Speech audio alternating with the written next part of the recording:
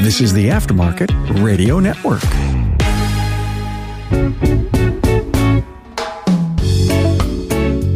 Well, hi, everyone, and welcome to another episode of the Auto Repair Marketing Podcast. I'm your host, Brian Walker. My co-host today is Kim, and our guest today is Doug DeLuca. But first, I want to thank our sponsors for providing this episode. Thank you to our friends at RepairPal.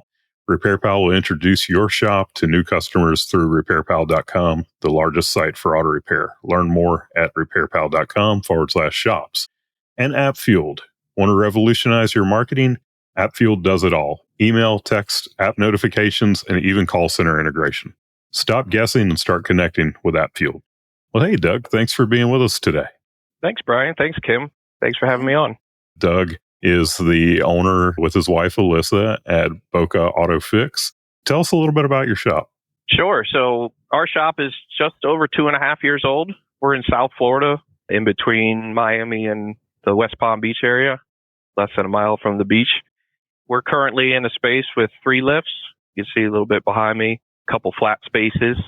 I started the business, Brian, by myself, and then we brought Alyssa on to write service about 9 months after the business was started. And then recently we just hired an apprentice. So at the time of this recording, he's been with us about 6 weeks. So that's been a good journey so far. And yeah, been doing a lot of marketing, trying to get the clients in. That's awesome. I don't think I knew about the apprentice. So great to hear that. That's going well. Yeah, he actually reached out to us via email in March of 24, just looking to shadow somebody or a shop. Mm-hmm. And he said he reached out to over 10 shops and we were the only ones to respond. So, what? You know, his high school's around the corner. He came by a couple of times a week and saw what we did. And by November, we decided to make him an offer. And he was working for Chick-fil-A and working for me. And now he's working for me part-time. He graduates high school here in May and he'll be with me full-time after summer. So it's been really good. But you know, there will be shop owners who are complaining that they can't find anyone. And I wonder how many of these young people have reached out, like you just said, and are not getting answers. So I'm really sad to hear that he didn't get many answers, but I'm glad that you snagged him. Yeah, we've had conversations about that. I don't know why anyone would not respond. I guess they've got the talent they need. So it works out for our fight, Yeah. It's got that customer service. Yes. He just said behind earlier before we left. So you can tell he comes from the restaurant industry. Now, does he still say my pleasure all the time? Oh, yeah. He just grilled into them. Our son started working when he was 14 years old at Chick-fil-A, and he'll still say it every once in a while.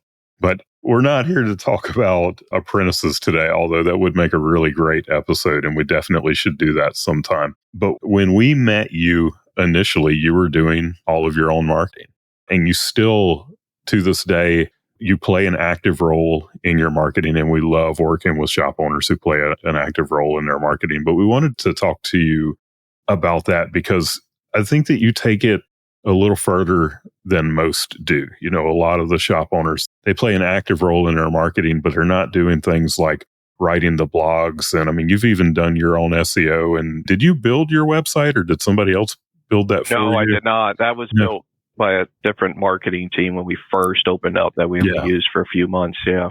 Okay. But you did your own SEO for a while and all of that. So I want to talk about some of those things today.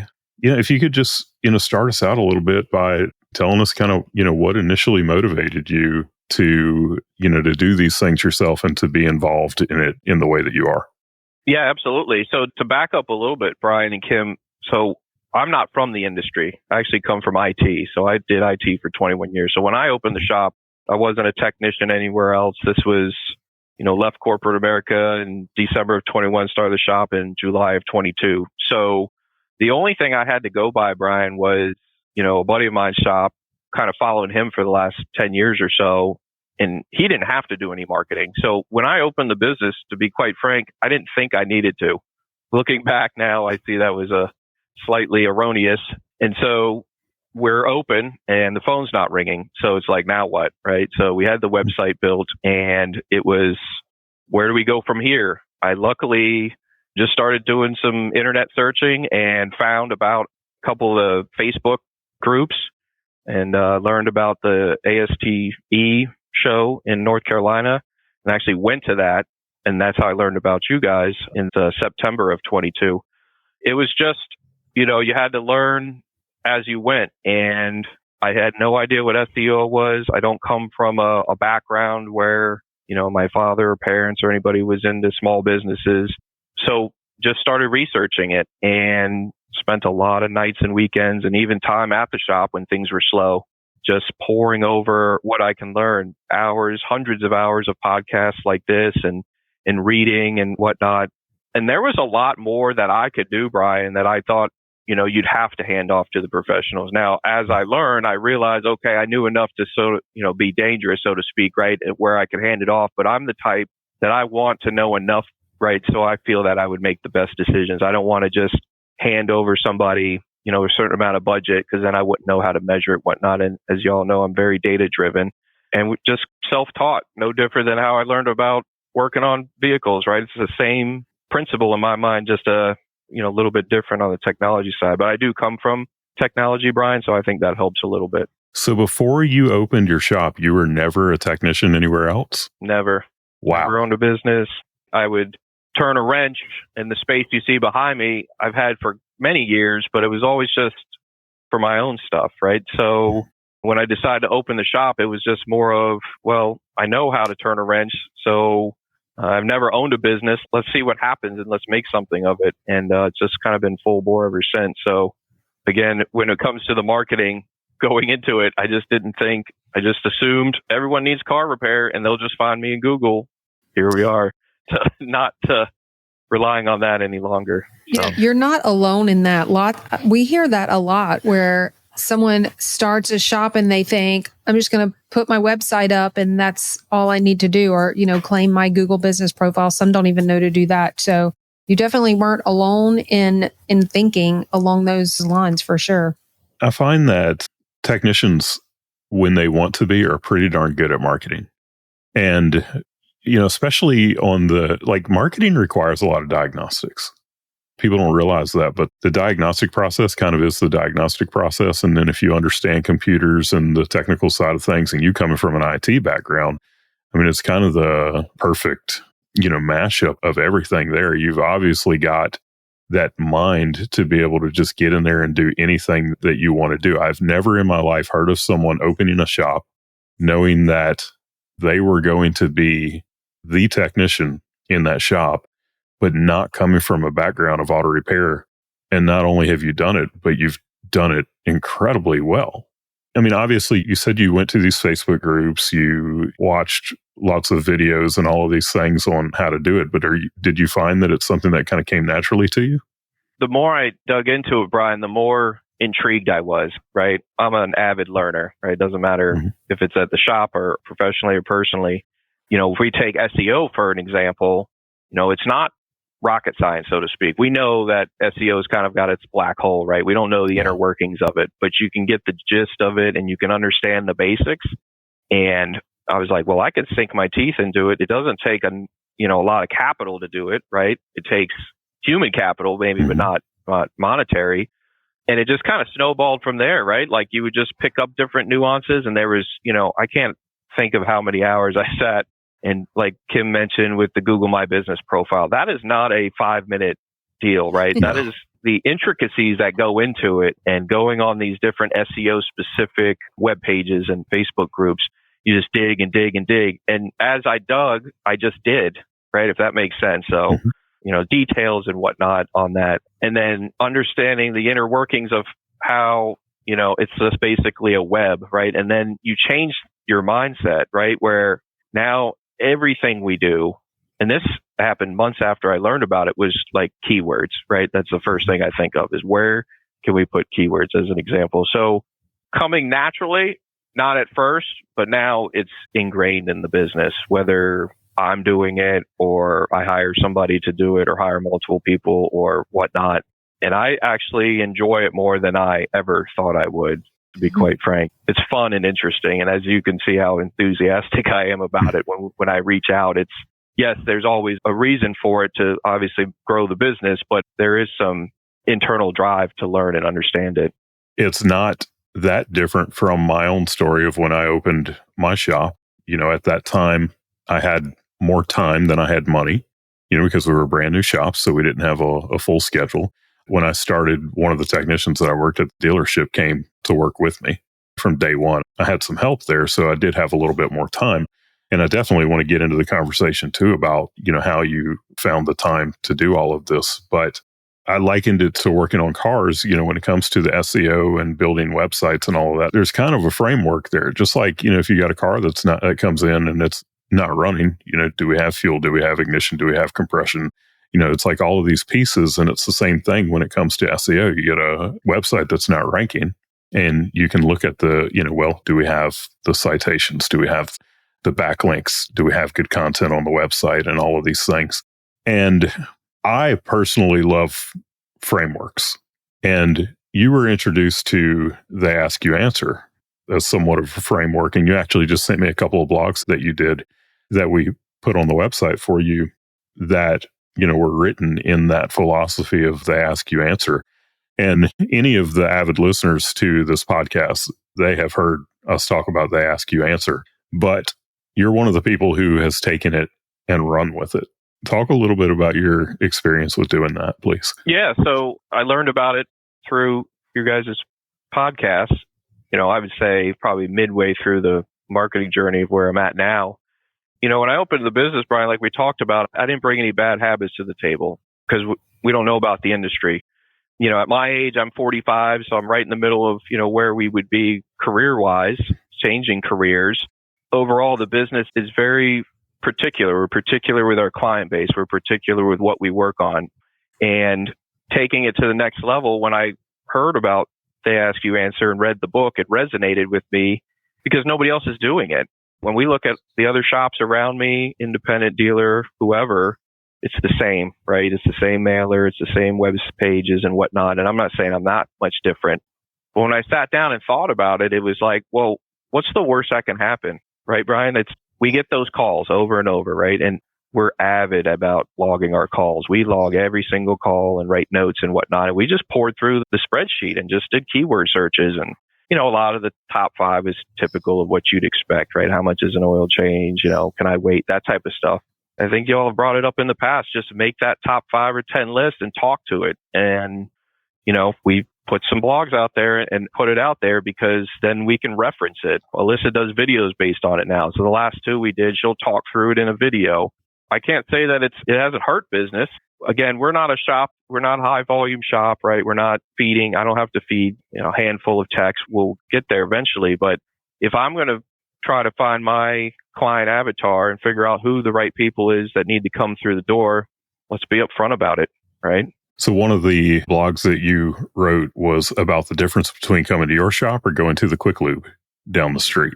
Yep. And you actually brought your own vehicle to that Quick Lube and had the experience for yourself and then came back and wrote about what the difference was. What was that experience like?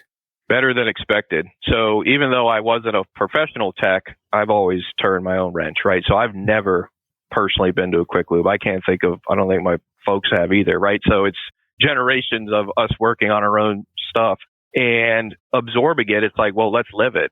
And one of the things was, we hear a lot in the industry is you're kind of in your bubble. And I didn't want to take on that framework and do it in the bubble.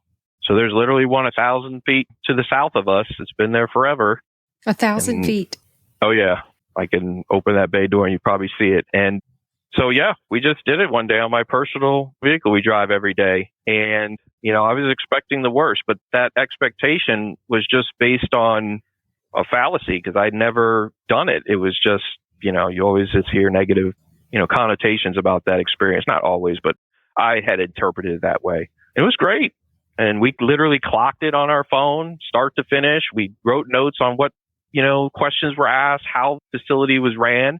And it wasn't so much to compare specifically to our facility. I wasn't trying to change my workflows, but it was, this is what a Brian Walker would see if he was going to the Quick Lube by us, right? And that's what I wanted to absorb.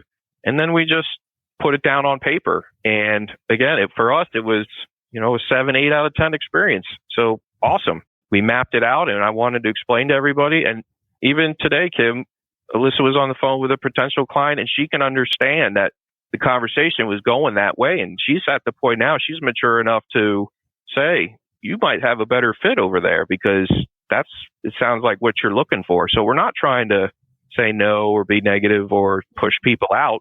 But if we're going to advocate for somebody, we're going to advocate for them whether they step in the door or not. And the only way we could do that is by living it and experiencing it. We might go back tomorrow and the experience is, 180 of it, who knows? But I mean, it was good enough, Brian, where it was like, darn, I mean, at that price point in that time, I might just do it more often or not be scared to do it if I'm traveling, right? Like if we're on a road trip somewhere, I won't necessarily have as many reservations about it. So it felt good writing that blog, Brian. It felt good because, you can express what you've experienced, and also it helps you understand the value that you bring, and not just, hey, we're an independent shop and, we have these certifications, which are great and all, but actually line by line do the comparison. And, like we talk about, one size doesn't always fit everybody, right? I love talking about sponsors of the podcast who have already worked with and who have used before. So today, I'm super excited to talk to you about RepairPal, which, if you didn't know, will introduce your shop to new customers through RepairPal.com, the largest site for auto repair, and through the recommendation of their partners like USAA, CarMax, and Consumer Reports. Our shop was in a RepairPal certified network, and it was great for getting new customers who were looking for more than just oil changes. The average RepairPal customer spends over $600 on their first visit. I loved it, especially because we all know that consumers still mistrust repair shops. But the millions of customers that visit RepairPal.com monthly, they trust RepairPal certified shops for their high quality and great service. And there's no fear about being overcharged, so we were able to just focus on the repair. I highly recommend you check them out. It's the way to grow your business. Go to RepairPal.com/shops, get 1 month of service free, and save $150 off certification. Independent auto repair shops, get ready to transform your business with AppFueled. It's time for your professional auto service shop to have its own customer loyalty app. AppFueled will build an app that launches a custom loyalty program for your shop in 30 days or less, fully integrated with your point of sale system. Bring Fortune 500 level customer retention strategies to your business without the Fortune 500 budget. Many shops are enjoying the benefits. Our app engages your customers with a loyalty ladder, enticing them to climb the next rung, coming back more often and spending more each visit, all with your own app. Build loyalty with your customers to your brand and boost your shop's growth. Get your first app in 30 days or less, all without breaking the bank. Ready to start? Let AppFueled take your business to the next level. Go to appfueled.com or meet founder Jeremy Glasgow and book your complimentary app vision session at appfueled.com/Jeremy. That's appfueled.com/Jeremy. First, your next door, did they know it was you when you went over No. there? They didn't. We literally changed our, we're always in branded clothes. So we just went into street clothes and just drove through there. Yep.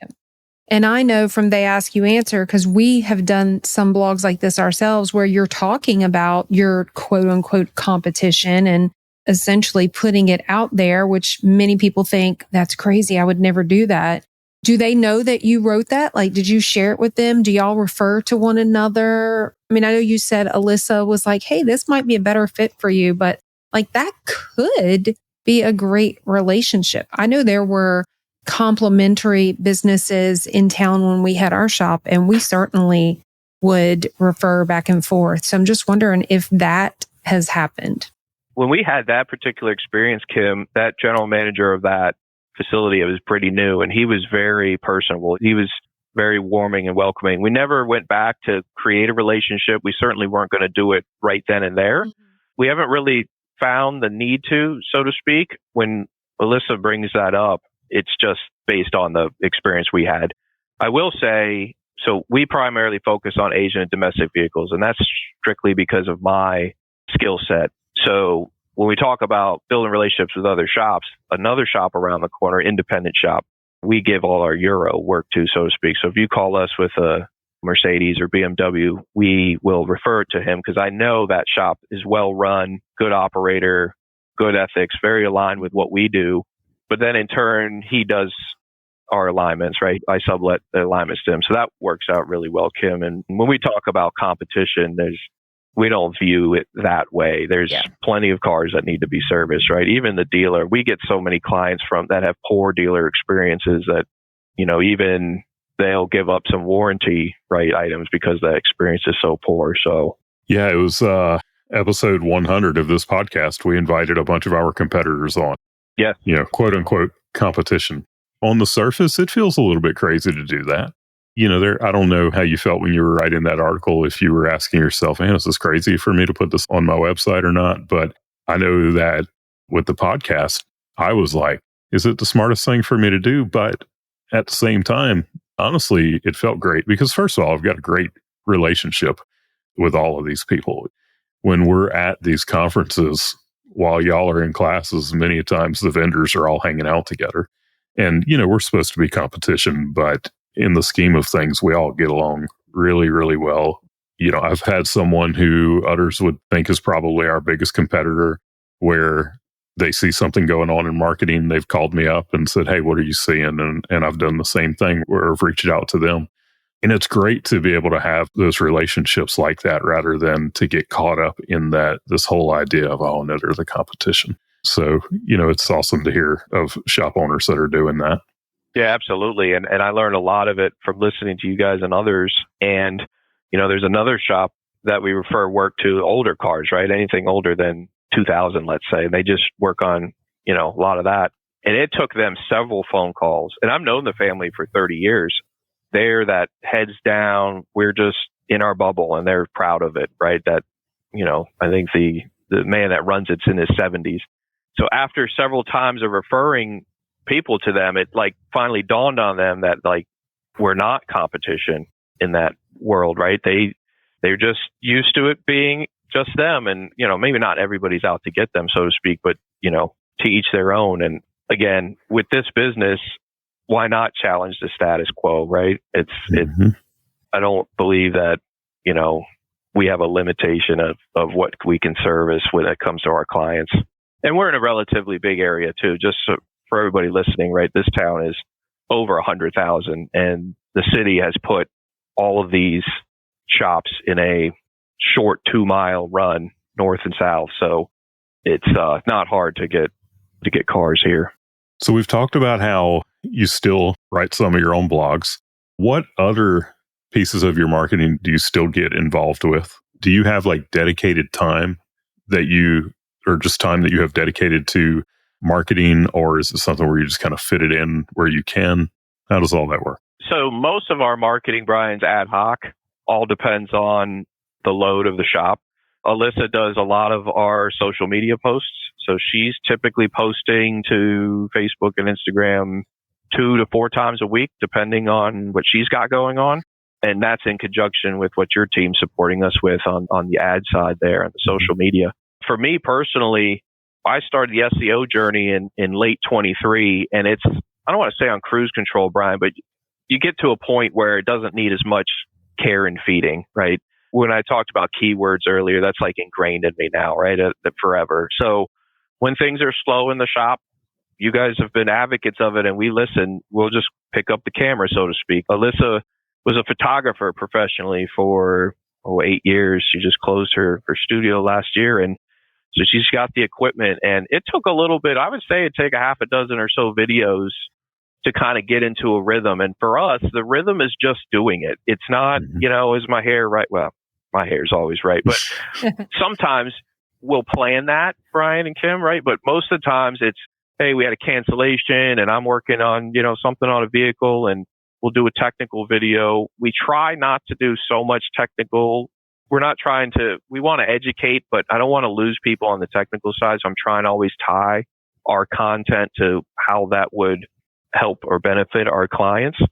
So there'll be weeks where I'll do 2 or 3 videos, and then there'll be, several weeks where I don't. And then a lot of it is just data collection and analysis, right? So now with ChatGPT, it's like, I don't know how people did it 5 years ago. I used to doing things in spreadsheets, and now it's, hey, when we're slow, one of the things I reached out to you, Brian, recently was, how do we look at marketing spend and tie it to something like car count or ARO or whatnot. And one of the things I running through the numbers was you can't do it year for year, right? If we look at 24 as a year, well, just because you spend X amount of dollars in 24 doesn't mean all the car count and all the ARO in 24 is tied to that. So trying to think through that and look at patterns and what can we do when we're slow, like February for us, here we are, February 25 is a slow month, and July and whatnot. We want to spend on marketing. We want to do it with an understanding of if there's value in it. And we know a lot of times it's almost impossible to measure, right? Yeah, we don't necessarily say, okay, this day we're going to spend this many hours on it. Maybe as the business grows and I got more people turning the wrench and creating the revenue, I can do that. But for now, it's, you're busy, but that's not to say, Brian, we stop marketing. We're just not doing specific active things that moment, but it doesn't take but 24 hours to spin something up. So are you involved in B&I or Chamber of Commerce or anything like that? That's the one thing we're not doing right now. Alyssa does have a female group called Fem City where there's a lot of local female-owned businesses that she's been attending. Our B&I chapter, I think, is already taken by an auto repair shop who has 2 locations. Our chamber is what actually turned me off on our chamber, Brian, believe it or not, is the lack of backlinking. So that's how deep I got into SEO. I'm like, where can I get my backlink? I know that might sound trivial or tactical, but no, I get it. They don't have a directory on their website where they're linking back. And if they do, Kim, it's not anything that's dynamic enough where it's like, hey, this is Boca Auto Fix or a hair salon. So that was kind of disappointing. We're in a relatively affluent area. I don't want to use it as an excuse, but when we look at things the chamber does and the ribbon cuttings and whatnot, plastic surgery, lawyers, doctors are very different type of business, and it just hasn't jived with us. And then again, I'm the one mainly turning the wrench. So by the time the day's over and, if I get home to our daughters who's 12 and 14 right now, they just haven't carved out the time for it. So that's a long-winded answer of basically no. Yeah, but there's other ways that you've gotten involved in your community. I know because you've asked us, before about our thoughts. As a matter of fact, one of the podcast episodes that we just did recently was about how do you promote your community involvement without sounding like, bragging about yourself. And that was an idea that you had submitted to us. What are some of the things that y'all do get involved with in your community? We'd like to volunteer as a family out, regardless of business or not, right? So we have a national cemetery not too far, 2 towns north of us. So we do flags for fallen vets. We do at Christmas time the wreaths in December. We will try to get the girls involved. So we'll be volunteering at various churches, food banks, and the likes. And it really didn't hit me, Brian, for the first year in business to even bring the two together. That was just our personal life, right? That's just what we did personally. And as Alyssa was doing more and more social media posts, it kind of got redundant. How many times can you talk about an oil change or see something about a vehicle? And we were trying to incorporate in those social media posts, more of what's going on in the community. And that's when it was like, it hit me. It's like, well, maybe we can massage in some of that work we're doing. And we have, looking back at the reactions we've got, I think we did a pretty good job of showing the world, hey, this organization's out here. This is what they do. This is what we did on a Saturday morning for 3 hours, right? And without it sounding too boisterous. We don't do a lot on the website. It's just more social media focused right now, Brian. One thing I know that if I remember correctly, and I did see it on your website, I just want to get an update on it because we've had numerous shops asking us about this, and the consensus out in the groups very often is that's a waste of time. Don't do it. But I know several shops who have catered to the local college crowd. And if I remember correctly, that was something that y'all are doing. So is it still something you're actively pursuing? How's that going? What's happening? Absolutely. So for us, 30% of our clients are college students. The local college by us is Florida Atlantic University. It's 1.5 miles from campus. And that's actually where Alyssa and I met. And it's probably the best thing I ever got from college. So our diplomas are actually in our waiting room. So when you walk into the office, one of the first things you see is our diploma. So what happened there, Kim, was, we knew campus was there. We obviously knew there was college students there, and the campus has grown probably like every other college in the country exponentially. And she had learned about parent groups for these students. And there's a lot of students that I didn't realize were from out of state. So we're in South Florida, right? It's hot in the summer, but good weather right now in the wintertime. And these parents were from the Northeast, a lot of them from the Northeast, New York, New Jersey, and whatnot. And they were asking things like doctors and housing and whatnot. And it just kind of made sense to her to just kind of put some feelers out there and say, hey, by the way, we're alumni. We have a shop a mile and a half from campus. This is what we service. And she would only do it maybe once a month, right? Just to, what do they say? Give twice, ask once type scenario, right? And then it just like ended up taking off on its own. The parents were talking amongst themselves, and then we were seeing posts where someone would say, hey, son's a freshman, we need a good mechanic. And the other parents that we had serviced their students' vehicles would pipe up. So we didn't even need to get involved. And so when we look at marketing efforts, the level of effort's low, human capital and monetary capital, and it's worked very well in our favor. One of the things, so we don't market formally on the school. We've looked into some sporting type events, and the cost was a little out of our range at the time. But one of the clients we received was a professor of the marketing department at the campus. So she has a whole marketing department and her own students. And what we're doing now, actually, while we're recording this, is we worked with this professor and put our business, we did a PowerPoint for them, a 12-slide PowerPoint, and said who we are, just like we're talking now. And this is our marketing challenges. So now she's presented that to her class of 50. They're breaking up to teams of 3. They're going to then do their analysis of us and the market and whatnot. And then they're going to represent it back to us in April 2025. So that's going to be interesting, because as a business owner, I always want to know that secret shopper aspect, right? Like, what does it look like to the consumer? Because we are in the bubble. So that's an exercise we're doing now. But without those college students, Kim, we wouldn't be where we were. If you asked me that 2.5 years ago when we started the business, I would have never believed it. And so I'm very fortunate that. That also, the drawback is what happens in June, July, and August, right? So we talk about the highs and the lows. So a lot of the marketing that we're focusing on since the college has taken off is the local marketing. How do we get to that person that's a mile away, 3 miles away, 5 miles away, to keep the demand somewhat stable? Well, you are going to enjoy, I believe, the feedback you're going to get from that marketing class. Well, Brian and I were really good friends with one of the marketing professors at our local university. And she used to ask us, before we were shop marketing pros, when we serviced the local community, she would ask us, do you have any clients that would be a great fit for our class project? And we used to send people to them all the time. And then she would invite me to come sit in the class when all of the groups were doing their presentation. And she would ask kind of for my feedback on what they found. And it was interesting to see their feedback, because we're doing the marketing for these people. Right. And so to put our marketing out there and say, what do you find? It was just a very fun experiment. So you're really going to enjoy that. Well, it was also great for us because she would send us like her star students and we would hire them. Yep. Haley is one of them, who is now our chief operating officer. Caroline is now our chief marketing officer, responsible for all of our marketing.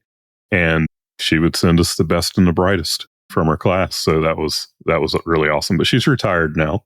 So, but we still know a bunch of professors there. I have somebody who wants a job with us right now that is from a professor. So for those shop owners who want to take a more hands-on approach to their marketing and they just don't really know where to start, what would you recommend as the first steps to them? Oh, goodness. Listen to podcasts. That's the first thing I did. And then quickly behind that would be the research online. The information that's out there is just incredible. You have to have a drive to do it, right? Again, I always wanted to learn about it and then hand it off.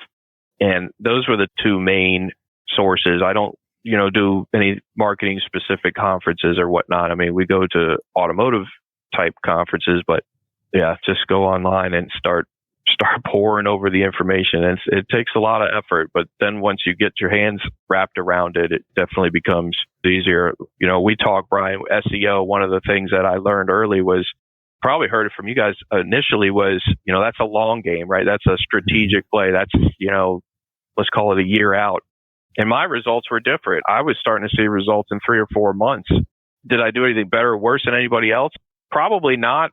But I will say that learning about it, whether it's SEO or any marketing aspect, learn what the competition's doing. And fortunately for us, the competition's not doing a lot, right? So most of the independent shops I know, Brian, are pretty established, so they probably don't have to. Where I'm coming in, my customer base was 60 when we started, right? So you start from zero. And so when you look at what's working and what's not, and you see things like SEO or social media working, it's simply because, at least in my scenario, that the competition's not there. Now, every shop's going to have different competition. All I'm saying to the listeners is, don't just assume, right? Don't assume, SEO is something I can't wait 2 years, right? Because I'll tell you what, this business would not be where it was without organic SEO. Just, it wouldn't be. But it takes effort, like we talked about. We do YouTube videos, right, Kim? Like, it's not a YouTube video. It's poring over all the keywords and understanding what works and what doesn't and putting that like in the description, because we know Google's going to crawl it and whatnot. So I would think most people can learn that, and they don't have to learn it. The struggle I have, Brian, is I like to learn it 100%. And I'm learning, I only need to know 60, 70% of it, because if I'm going to be successful at this shop, I have to hand that off, right? And that's enough for me to comfortable, whether it's surrounding myself with you or other marketing agencies, that I know enough so that I can make the right decisions, right? So that's where I would definitely start. I want our listeners to really think about what Doug just said. I know I've said, similar things before, but you're hearing it like straight from a shop owner in a pretty highly populated area that's basically telling you, you don't even have to be that good at this stuff because your competition's not doing it at all. Like, you can go out there and you can do, some of these marketing actions to that 60% level and see some really great results from it. And it's just so true. And you don't have to have like this massive marketing, plan that involves every different type of marketing that you could possibly do. You can take 1 or 2 things and do it really well and see some really great results from it. Earlier today, Haley and I did a Tuesday teaching in our Facebook group, which, by the way, to our listeners, if you're not in the Auto Repair Marketing Mastermind, it's my obligatory statement to go join the Auto Repair Marketing Mastermind. But we did our Tuesday teaching in there today talking about Google's local service ads. I swear that is the biggest opportunity for auto repair shops in marketing right now, is those local service ads. They are performing so well. But I figured there's probably about a 2-year run on that, before it becomes just like Google ads and everything else where everyone is doing it. It doesn't change the fact that like Google ads are, can still be very effective right now, but they're a whole lot harder than when, only a fourth of the people were doing them years ago. Right now you got these local service ads that you can be doing that very few shops are doing them at all. And they're killing it. And one of the things too, Brian, when you ask about, how would a shop owner get started and working through it, is we talked about status quo earlier. So 2 examples. One of the first things I knew about marketing in this vertical was Google ads, right? It's a turn it on, let's get some ads going. And we did that, Brian. We did that for over a year with your team, and actually several months with a previous marketing agency, and it fell on its face. Now, I'm not trying to say that's a good or bad thing and doesn't work for all shops, but we had the data to back it up. And it was actually your team that said, this isn't working, right? And we knew it, and we both came to that conclusion. But in order to get there, you have to have the data. So we talked about the call log before. And I understand a lot of people might not have the time to do that. But without that data, we probably would still be pouring funds into those ads with not the return. The flip side, though, is social media. And one of the things I learned about social media, or that I came to the conclusion of the research, was it's there, but it might not be the best fit for auto repair. And we find the opposite. Month over month, social media will feed more clicks to our website than organic Google, right? So SEO is important, but whatever we're doing, whether it's the ads or the posting that's happening, is driving traffic. And that's relatively cheap monetarily, right? again, when I think back now, when I started, a little over 2 years ago, had I just kind of ran down what the popular thing was to do and stayed in that lane, we wouldn't have driven the business as well, I don't believe. Yeah. You can't do it without seeing what works and what doesn't. That's where the data comes in. You're 100% right about that, because when I've listened to you today and, what we've learned about your business over the years is that it would be really easy to say, oh, well, this is what works for most people, so let's do that. And I know that's exactly what you're saying right now. In the world of auto repair, I would say probably 80% of the shops that we do Google Ads for, it does really, really well. And then there's another 20% where it's like, we cannot get these things to perform to save our lives. And usually those Google Ads will outperform the, advertising on Meta for driving traffic, and especially for driving actual clients into the door. But you're noticing just the opposite. And I was thinking about it while you were talking just a little while ago too, about how opposite it is in your business, where in June, July, and August, that's your slow months. Whereas almost every shop, and I guess the shops that are not in Southern Florida, June, July, and August are their busy months. In the winter, they're like begging for work. Here you are in the winter, that's busy. There's little things about the area where your shop is located, or little things about the specialty that you have, or little things about the things that attract people to your shop instead of other shops, that can change the way that marketing or anything else in your business works. And you have got to understand the nuances of that to be able to build a successful business. And I agree 100%. And back to the client avatar, right? When I first heard that term, that was like the black hole of SEO. Same, like, what? But when you understand it and actually wrap your head around it and write it down and say, this is, or maybe you have to be in a business for a little while, right? To understand, okay, let me look at my top 10 clients, or so to speak.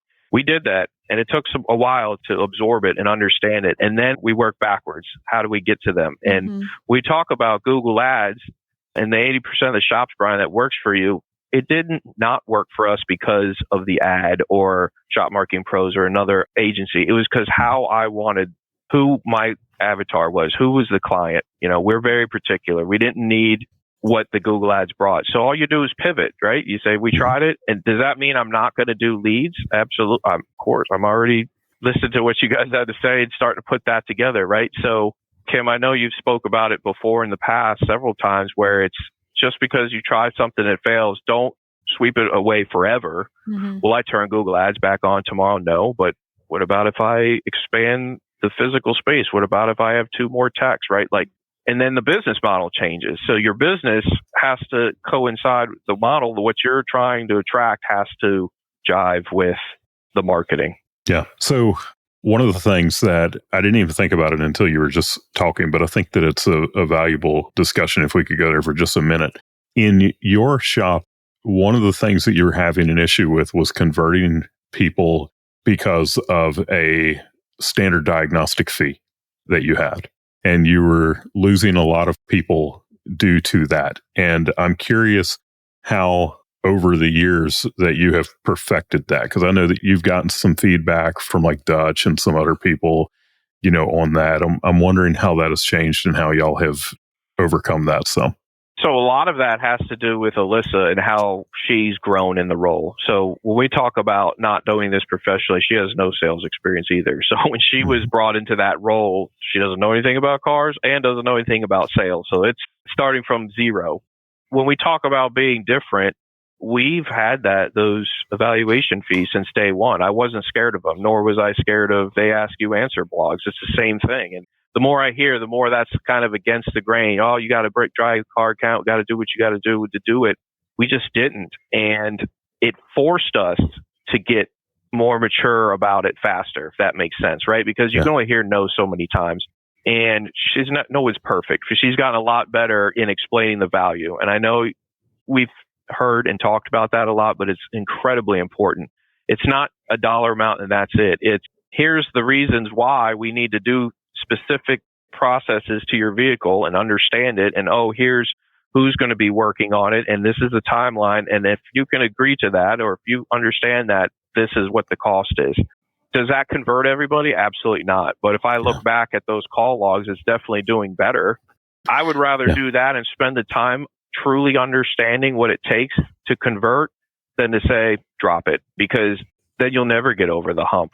And we have massaged a few things, battery services and some noise services, where working with our coach, which we've had a coach now for a year, you can't take too hard of line on things. I'm a very ones and zeros guy, right? I'm a technician now by trade, and even in IT, literally ones and zeros. So you go at it and you go, this is going to be the policy and we're not moving from it. And then you look at everything and say, well, let's make a few adjustments, but not going back on your laurels, right? So it's just listening to the calls, understanding, where you could be better.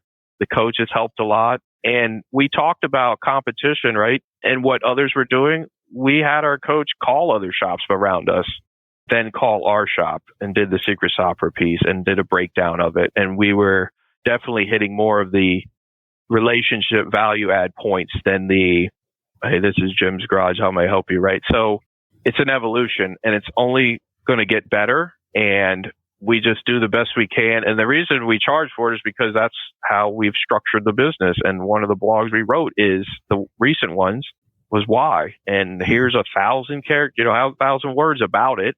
We haven't got to the point, Brian, where we're like pointing people to it, like, hey, go read this URL. Could we get there? Maybe. Are people hitting that page and reading it? Maybe. You can't be scared. If that's your policy, I'm jumping in the deep end of the pool, right? Yeah, and I bet that you get a lot better client because you stuck with it rather than just saying, yeah, we're not going to charge. And for our listeners, I'm the tech and the owner. They are constantly fighting each other, if that makes sense, right?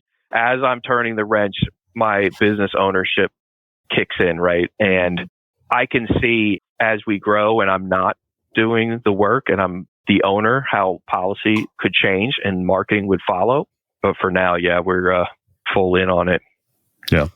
I want to ask one more quick thing because I know we need to wrap up. We've been talking a long time. It's been fascinating. I know because we got one from y'all, but you are doing the duck jeeping thing and put a page up on your website all about that so that when people are like, what's this duck thing about in that local area, you're probably the only shop that's put any content out there. Has that been a fun thing for y'all? Oh yeah. We have bags of ducks in our personal vehicles, and we're at the mall or the beach or something. We find something, and our rule is that the Jeep has to have a duck, Kim. So if it has one, it gets one, and it has to be a Wrangler. It can't be a Grand Cherokee. So yes. And believe it or not, I think just recently in the last month or two, Jeep mechanic has came up in our top 5 Google searches. Okay. So not only the duck piece, Kim, but also the service page for Jeep and the specialty. The Jeep folks are one in their own, even outside of the Wranglers. And when they search for something, even the out-of-state folks with the college, they said, Alyssa's doing better on asking, how you heard about us, right? And digging a little bit. And that information is unbelievably valuable. Yeah. And we're hearing more and more, I searched Jeep specialist near me. Am I doing off-road kits and 44-inch tires? No, but certainly put an oil cooler in your 3.6 Pentastar. So it's fun for our girls. It's fun. Another reason why we're doing this is to show them, like, hey, mom and dad did this for a living and now they're doing this. And this is what you can do.